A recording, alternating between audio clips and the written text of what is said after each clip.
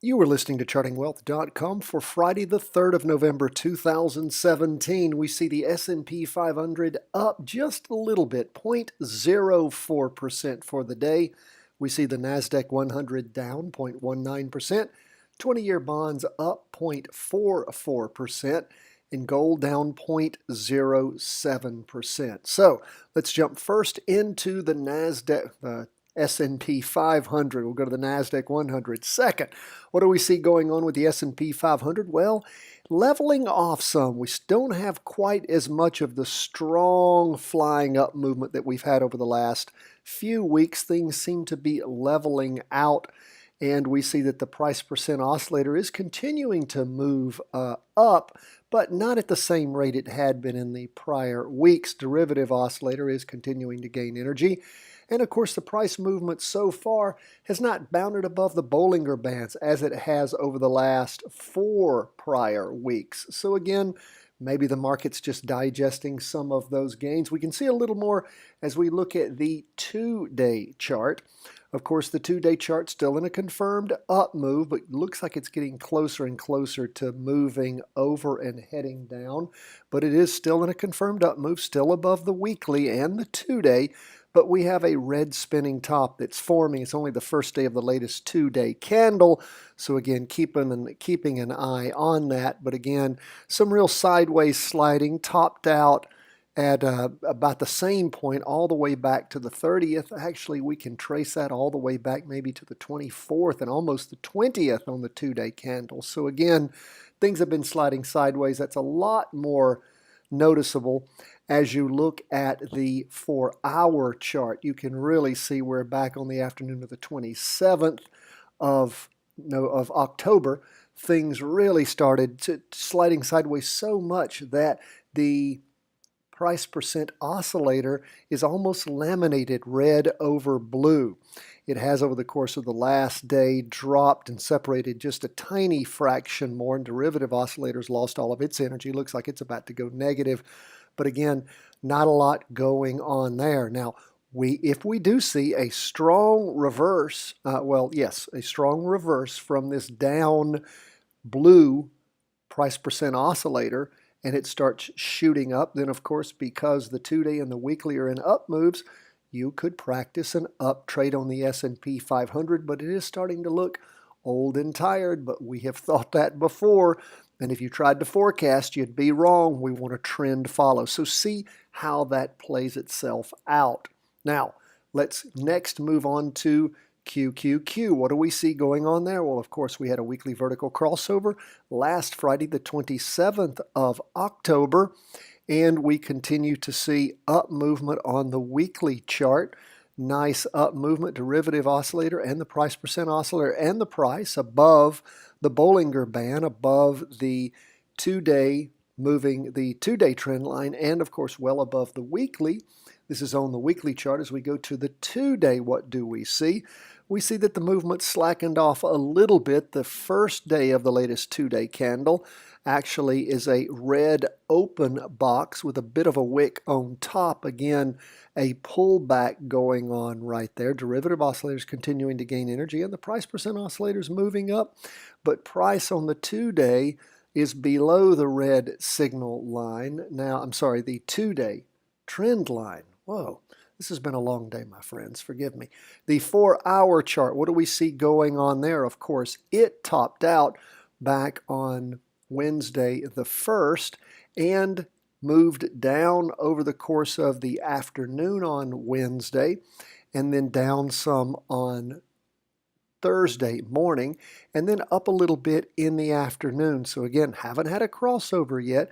Keep an eye, may have a bouncing off the red signal line, but the derivative oscillator is losing energy, as is the price percent oscillator. So keep an eye on things. Price movement is still above the trend line, both the weekly and the 2-day. So just keep a watch out. Again, we do have the strong power that we count on over and over again of that weekly vertical crossover, but keep an eye on the 4-hour chart. It is a good trigger chart. So just keep watching. We'll see how things shape up on Friday as we go into the weekend. And don't forget, of course, at the end of the day on Friday, we will prepare for you our comprehensive weekly review and forecast, we encourage you to fill out that weekly worksheet that we have. That is extremely important. Again, very helpful in helping you understand on a weekly basis sort of where these charts are. And also every day, filling out your daily market worksheet. What do we see going on TLT, the 20-year bonds? We see that they're in a confirmed down move on the weekly and on the 2-day chart. We see, though, over the course of this last week, some up movement. We have basically a green spinning top. It is a green open box with a large wick on top and a wick about half that size on the bottom. Means some indecision tending up. So far, the movement is above the downtrend line on the weekly chart, well above the 2-day. If we hone into that 2-day chart, what do we see? Well, of course, so far, the first day of the latest 2-day candle, it's crossed over going up. Haven't drawn that candle out yet, but it should finish up tomorrow. We're guessing probably up unless it's a big down day. What do we see going on that 4-hour chart? Well, it continues to bound up. We talked about that happening all the way back on the 30th in the afternoon. And of course, if you were in a down trade, that was your time period to pull yourself out of that before all of this upward movement occurred. So we don't have a trade at this time in TLT, and we may see TLT rotating over at some point in the future. Looks like there's probably going to be a rotation over. A 2-day vertical crossover may be happening at the close of the market on Friday. We'll wait and see. And again, that's where we are on the 20-year bond fund. So we don't have a down trade in that at this time. Let's take a look now at gold. What do we see going on there? Gold's in a confirmed down move on the 2-day and the weekly. The latest candle we see being drawn on the weekly is again a bit of a green closed box candle. So again, stronger up movement there. We do see the price percent oscillator continuing to move down and the derivative oscillator. So again, we see some up movement there in the candle, but as far as what our indicators are showing us, as we hone in a little closer, you can see that there is a strong bit of up movement over the course of the first day of the 2-day candle, but the derivative oscillator is still negative on that 2-day chart, as is the price percent oscillator. So we'll just continue to watch and see what we see in gold, but of course, what's the big thing in gold?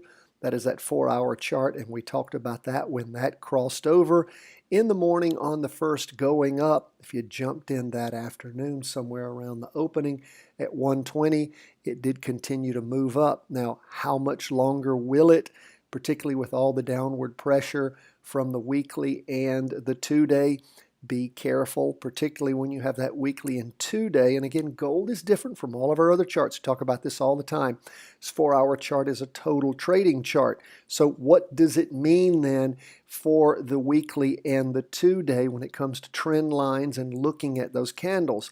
They help us see where the trend is going. And yes, gold can correct over and move up. But again, we know from past experience that all things being equal, the market tends to move in the direction of the largest chart. And when you have a trade on that short chart, the 4-hour chart, moving in the direction of the bigger charts, and of course it makes you feel that much more confident, even when you have a total trading chart in gold on that 4-hour. So keep your eye on it. Gold ended the day with a red doji.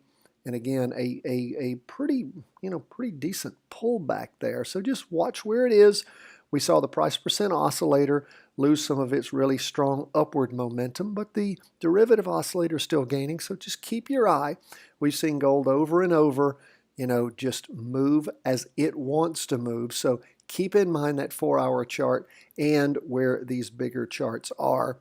And again, you can jump into a regular trade, of course, when gold crosses back over going down on that 4-hour chart, if it does, and the bigger charts are still in those confirmed down moves. We shall wait and see. Remember, we're not forecasters, we're trend followers. You have questions, problems, concerns? We always love to hear from you. Please write us, cw@chartingwealth.com, and if you're not already subscribed to our daily market podcast, daily market review, why haven't you done so? So critically important, because with that, you get all the goodies. You get our How to Read a Stock Chart video, you get the layout that we use at freestockcharts.com, and you get links to the PDFs on our market worksheets. That is both the daily, the weekly, and the trade worksheet. Thank you so much, my friends. Don't forget, at the close of the market tomorrow, we'll be generating for you the comprehensive weekly review and forecast. All the best. God bless from the entire team here at Charting Wealth.